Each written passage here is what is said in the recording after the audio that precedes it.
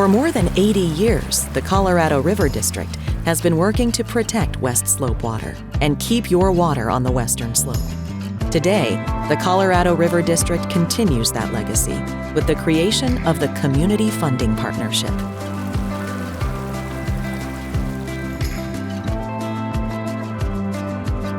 It's just a great place to live. It's a place where I seek a lot of adventure and get to enjoy nature. Everyone loves the small town feel that we have, and we want to somehow maintain that. The reason why the Lake Irwin project is so critical, it is our source of drinking water. The project's basically solidifying town's water supply.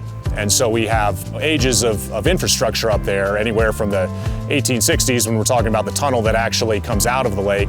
You know, things that are that old, well, it becomes more critical that we, face these challenges sooner rather than later. At the moment, it's all working. Well, what happens if it doesn't?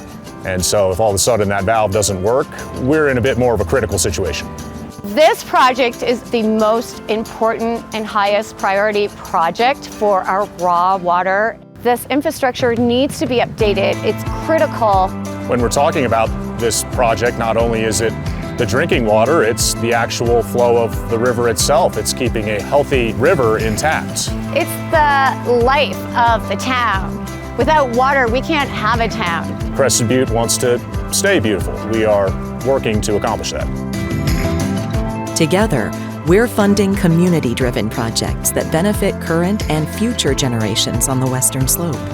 Because the work we do today will define our communities tomorrow.